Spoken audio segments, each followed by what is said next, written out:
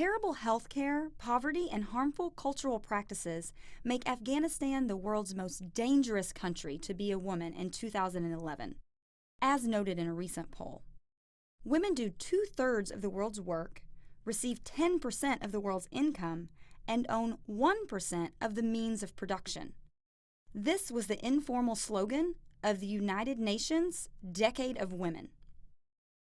If promoting gender equality and empowering women contribute to a reduction in poverty and hunger, improves maternal health, and is pivotal to human progress and sustainable development, then why don't more countries invest in girls and women? When America's Constitution was written in 1787, most women did not yet have the right to vote. And upon marriage, nearly all of the women's property went to her husband. Women finally got the right to vote in 1920, which was when the 19th Amendment was ratified. Where are the women of Afghanistan in terms of their political equality? The Afghan Constitution, adopted in 2004, declares women the equal of men under Afghan law and commits the state to take affirmative measures toward women's equality. Perhaps most significantly, the Afghan Constitution adopts quotas for membership in parliament, setting aside 1/4 of the seats to women. Recently, President Obama announced the beginning of the end of American military involvement in Afghanistan, starting in 2012. How has our presence in Afghanistan affected the women of Afghanistan? What is the plight of Afghan women?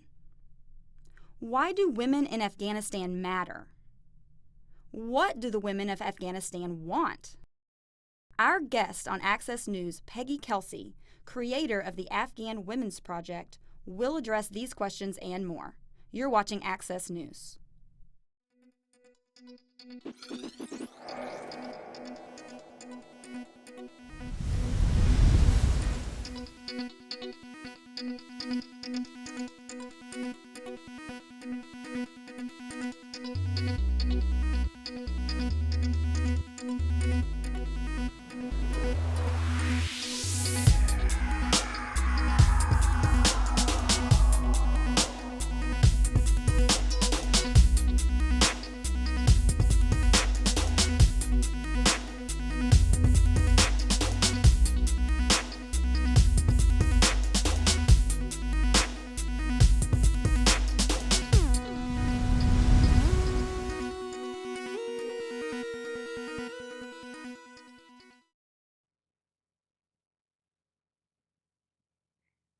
The Afghan Women's Project focuses on human rights and more specifically, women's rights issues in Afghanistan. Our guest, Peggy Kelsey, spent extensive time in Afghanistan, interviewing many women from all walks of life in an effort to build bridges across cultures regarding the plight of the Afghan woman. Peggy, welcome to Access News. Well, thank you. It's very good to be here. Really, people all over the world struggle with different issues, especially women. How did you choose to focus on the plight of Afghan women? Well, Afghanistan actually chose me. It wasn't a choice, really. I was here in Austin I went to a reception for 14 Afghan women who came to visit in 2002. And I was struck by how normal these women were. They were different personalities, but they were just like you or me. And this was surprising because in the media at that time, Afghan women were seen as victims. They were black and white photos, and there were, oh, these poor people that need our help. Well, the women belied that. And from that, I got inspired to go there and show a broader picture.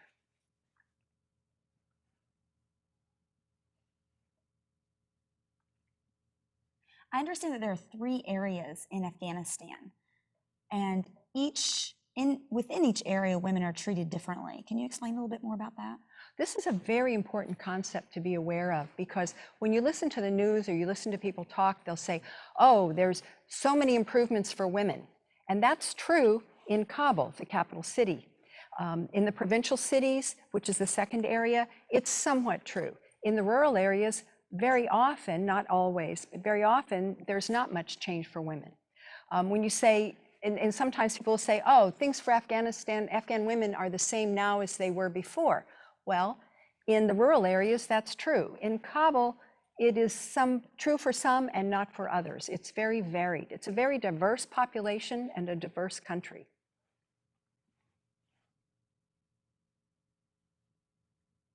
Speaking of how women are treated, I'm wondering, I mean, I've heard, depending on who's running the country, that women are treated differently during that time. Is that true? Well, yes and no. I would say the biggest factor in how women are treated has to do with their family. And in some families, the men very much support women's rights. They love their wives. Afghans seem to see the relations between men and women as a bird, and women are one wing, men are the others, and the bird can't fly without each one. So there are situations that totally belie that stereotype. In other situations, women are treated as chattel, as property, and they're abused, and there's all sorts of horrific things. Of course, you've heard about the Taliban, and during the Taliban, of course, women were sequestered in their homes, and it was a very difficult situation. But before that, again, it depended on who you were, where you were, and everything. Things have improved under Karzai for women's rights because it's in the Constitution, but there really is very little rule of law. So the Constitution cannot even necessarily be enforced in Kabul, let alone the rest of the country.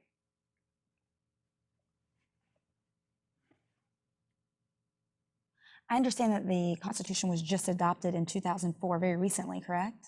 That is correct. But they have had constitutions historically, and there was one, I think it was in the 1930s, that also gave women the right to vote. It didn't last very long, but they had a progressive ruler, Amanullah, who really tried to bring forth women's rights. But he did it too fast, and there was a lot of backlash. Yeah, so it didn't last, I understand. So when you visit Afghanistan, did you wear a burqa, a headscarf?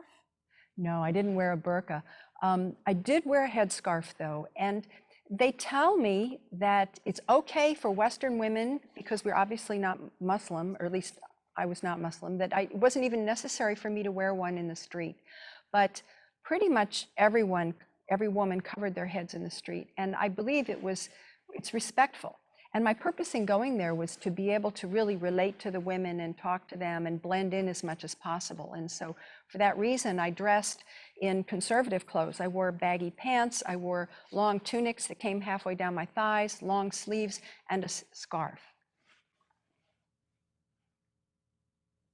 I find it very interesting that Western women aren't expected to use the full attire. Why would the expectation be different for the Western women related to the women living in the country?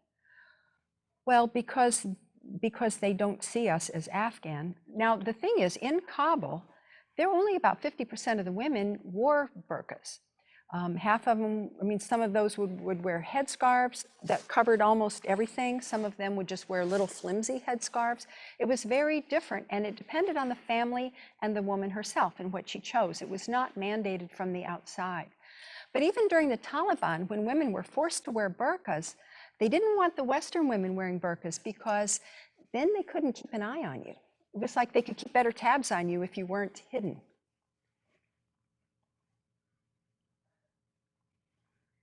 Very interesting. So when you go over and visit the women, how do you decide who gets interviewed? How do you make those selections? Well, a lot of it was who could come to me, because for one, I had a number of different translators. So I said to my translators, do you want to earn some money? If you can find people for me to interview, then you can earn more money translating. And I told them I want a variety of people, a variety of ethnic groups, ages, educated, non-educated, and all that way of going about. I also knew of some women I wanted to interview, and some of them I interviewed in 2003 when I was there, and then revisited them in 2010 when I went back. There were occasions where I just walked into a school and I said, I want to interview some teachers, and they gave me some teachers to interview also. I worked through aid agencies a lot.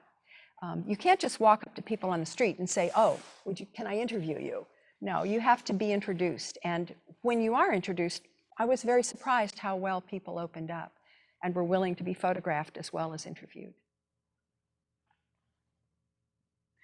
And have you noticed that they're not camera shy, or that they are?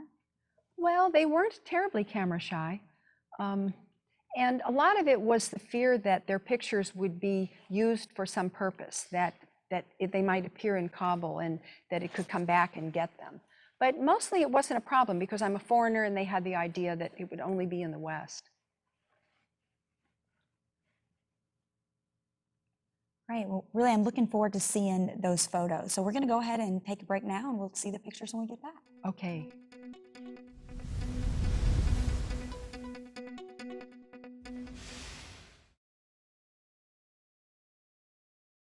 Thanks, Tamara. Hi, I'm Don Miller.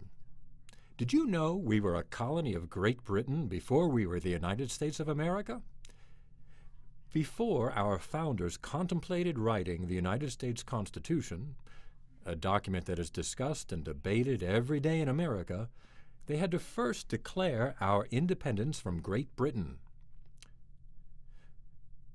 Thomas Jefferson is credited with writing the unanimous Declaration of the 13 United States of America, commonly known as the Declaration of Independence.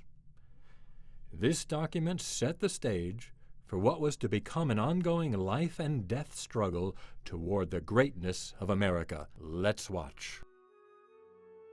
What it meant to be a citizen and what it meant to have rights was defined not by a powerful ruler, nor defined by a government. Remarkably, the rights of a citizen were grounded on an idea. The idea that all men are created equal, and that men form governments voluntarily to secure the rights of the individual. Governments exist by the grace of the governed.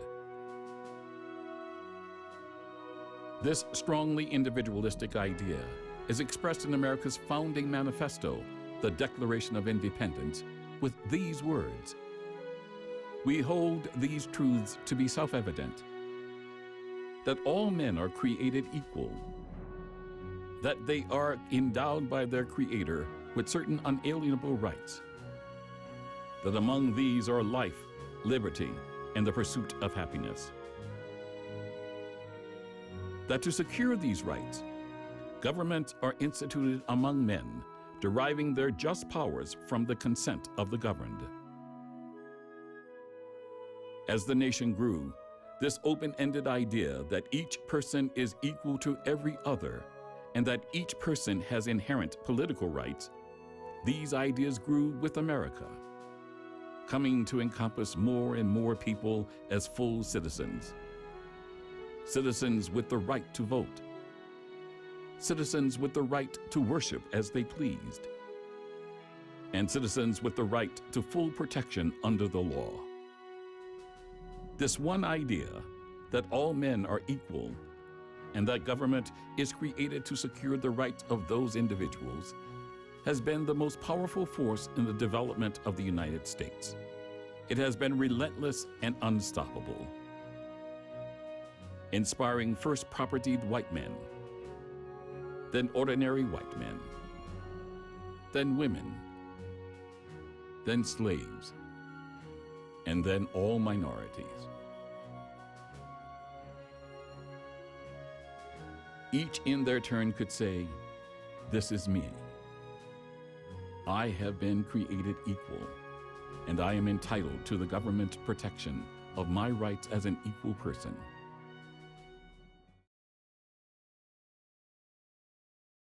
We'll continue to discuss the Declaration of Independence and other founding documents of America. We hold these truths to be self-evident, that all men are created equal. Do you think if those words were written today, instead of all men, we would write all people? We hold these truths to be self-evident, that all people are created equal. Seems far more inclusive. Being created equal refers to equality under our laws. that our laws should treat each individual without prejudice. That our laws should treat each individual with the same respect. Learn more about our founding documents at our website, accessnews.us. Engage in a dialogue. All men?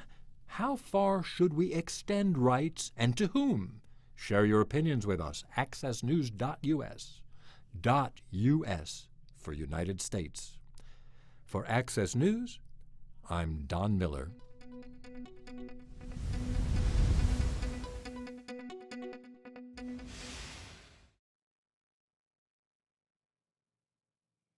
For those of you just joining us, you're watching Access News. We have Peggy Kelsey here with us today. I understand that you have some photos to share with us. What are we going to see here?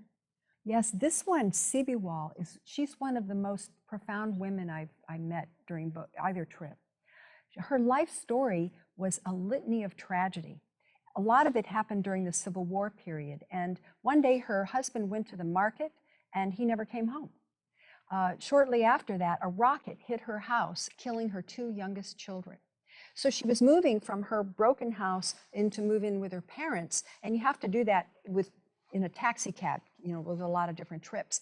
And so when she was taking her things to her parents' house, her neighbors came and stole all of the rest of her things. 4 months after she moved in with her parents, a bomb hit that house, killed her parents and her brother and his entire family. She moved to another place, and by this time she was very, very poor, and so she sent her oldest child to work in a butcher shop. A rocket hit the butcher shop, killed the butcher, and injured her son. So I was hearing all of that, and I asked Sibi Wall, what have you learned from the terrible things that you've experienced? And she said to me, in a way, they were a good experience for me also. Now we try to help each other, not fighting, not bringing black days for others. We try to have cooperation. That blew me away. I met this woman at a literacy center. Sana has polio, and in Afghanistan and other countries in the region, people view disability as a punishment from God. So the way they deal with it is to hide the disabled person away. So when Sana came down with polio, her parents would leave her at home and go off to parties and things, and she would just be so sad and so lonely. But she was very lucky because she had really good brothers. And so when they moved back from Pakistan back to Afghanistan, she was able to go to school. But it was still a real struggle. It took her an hour on her crutches to get from her house to the bus stop. And when she was at the bus stop, there was a crowd of everybody pushing and shoving, trying to get on the bus, and she would get knocked down very often. And she would get up, got on the bus, got into the classroom. She took her seat at the back of the classroom and on the first day of school, and the teacher looks at her and calls her to the front. Sana, come up here. She says, what are you doing here in school? You don't belong here, you're disabled. And she was in tears, but she had no choice. She went home, but she came back the next day. And the teacher sent her home, and she came back, and she came back. And finally, the teacher took her to the principal's office, and the principal said, Sana, you can stay. You deserve to be in school. And so she was able to finish high school. Wow. And Rabia is, for me, very symbolic of Afghan youth. When Rabia was 10 years old and she was living in a small town with her parents, one day she was walking down the road and she began hearing these agonizing, horrific screams coming from the back of a pickup truck. And as they got closer, she saw that it was a woman in childbirth. And then later, there was no hospital or no place for this woman to go. And so later she found out that both the woman and the baby had died. And when she heard that, it hit her, and she says, I'm going to be a doctor. And you think that, okay, I'm going to be a doctor, I get to be wealthy, I get to have good social status, etc. No, Rabia wants to be a doctor in the rural areas where healthcare is so sorely lacking. And it's not only Rabia, but I met so many Afghan youth who are just inspired to help rebuild their country and who are very dedicated to it. And they're getting educated and they're making a lot of changes. And this is something that needs to be promoted. It needs to be supported. Really, those stories, they definitely, pull on my heartstrings. It's just amazing and inspirational, these women. Yes, before I went to Afghanistan, on my second trip, I was feeling very discouraged and kind of depressed because I'd been listening to all the news. But when I got there and I met these women and I talked to them, I felt entirely different, and I came back inspired and energized.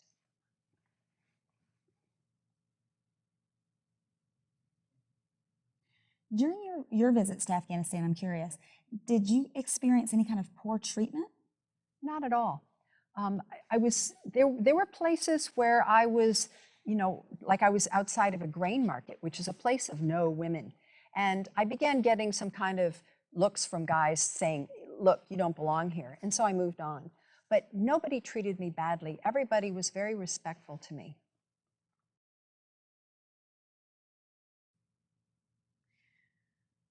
The women in Afghanistan that you interviewed, what do they want? What do they need? They need our support, but they don't need us to go in there and say, oh, you need this, you need this, you need this.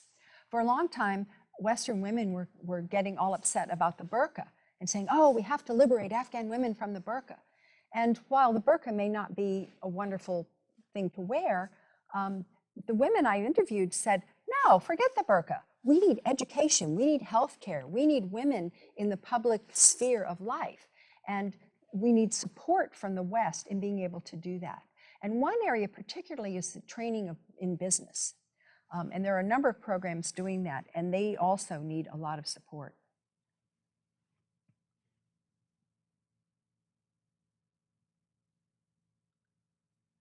I really agree with you on the support part. It's really about the empowerment. Yes. Letting them make the decisions for themselves regarding what they want and what they need. What can Afghan women do to teach Americans? Well, one thing that we would do very well if we learned from them is to take the long view of things and to be patient. Because when Afghan women would tell me, yes, we're hopeful for our future, they weren't meaning that we're hopeful for the next 4 years or the next 5 years or till the next election. We're hopeful for the long-term future. We're looking at our children and seeing that our children are being educated and that at some point they will be middle-aged. They will be able to take the reins of power. And in that time, we will have a better life. And so that requires patience. And patience gets them through their hard times, and it will get them through the coming hard times that I'm afraid that they're going to be experiencing. Yeah, I can imagine. Now, before we finish, what advice do you have for our political leaders relating to the plight of Afghan women? I would say don't forget Afghan women. They're talking about negotiating with the Taliban. Well, Afghan women need to be at the table. They need to be included in these discussions, and not just a token, a number, but it needs to be, I mean, there's 1/4 of the women in parliament are women, but really women are 50% of the population, and women will make all the difference in whether that country succeeds or not. So they need all different kinds of empowerment and support.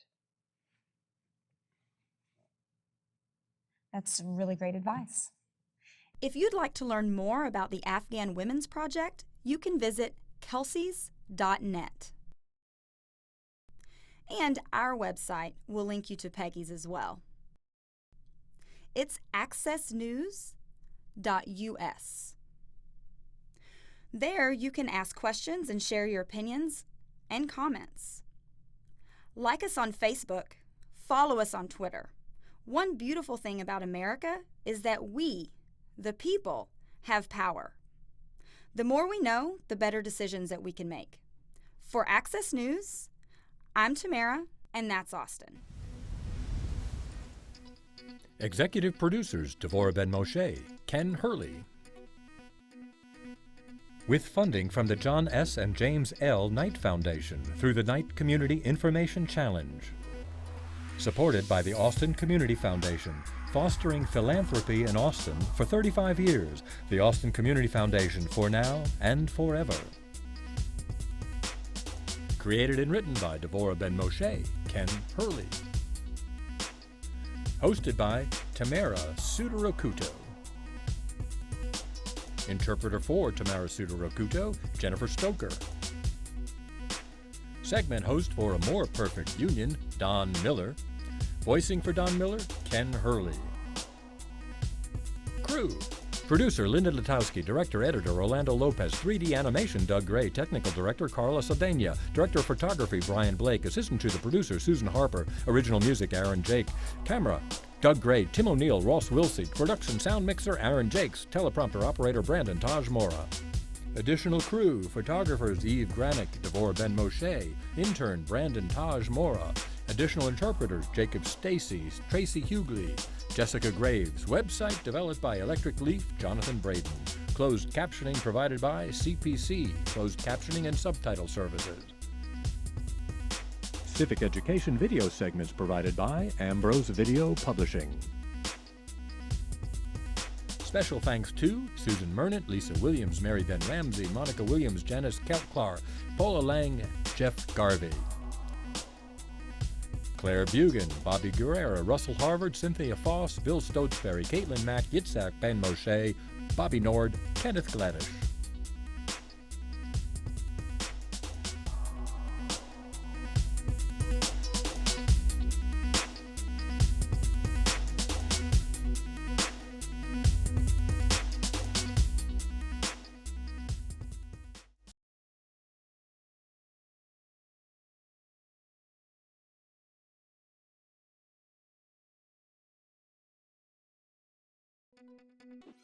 Hi, I'm Tamara, host of Access News.